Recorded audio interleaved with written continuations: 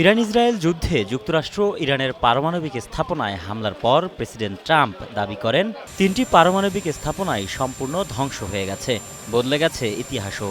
কিন্তু তার সেই দাবি যে সঠিক ছিল না তা ১২ দিনের মাথায় বেরিয়ে এসেছে খোদ পেন্টাগনের মুখপাত্রের বক্তব্যে। বুধবার আনুষ্ঠানিকভাবে মার্কিন প্রতিরক্ষা দপ্তর জানায় পারমাণবিক স্থাপনাগুলো পুরোপুরি ধ্বংস হয়নি। এ কার্যক্রম ২-১ বছর পিছিয়েছে মাত্র।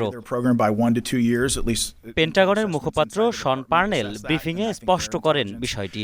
জানান, এখনও সক্রিয় ইরানের পারমাণবিক স্থাপনার নানা কার্যক্রম। ধ্বংস নয়, ইরানের পারমাণবিক কর্মসূচি ১-২ বছরের জন্য পিছিয়ে গেছে মাত্র। কিছু অংশ এখনও সক্রিয় থাকতে পারে। ডিফেন্স ইন্টেলিজেন্স এজেন্সি ও সিআইএ জানিয়েছে, ইরান ইতোমধ্যেই ইউরেনিয়ামের একটি বড় অংশ গোপনে অন্যত্র সরিয়ে নিয়েছে। শুধু পেন্টাগন নয়, আন্তর্জাতিক পরমাণু সংস্থা প্রধান রাফায়েল গ্রোসিও মনে করে দ্রুতই কার্যক্রম শুরু করতে পারবে Iran.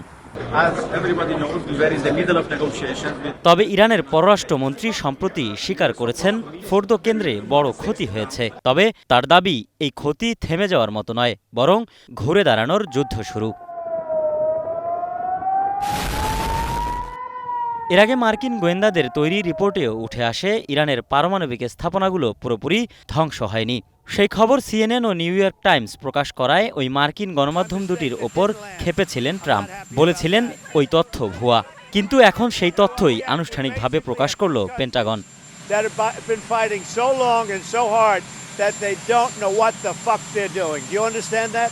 AKM Suman, star news.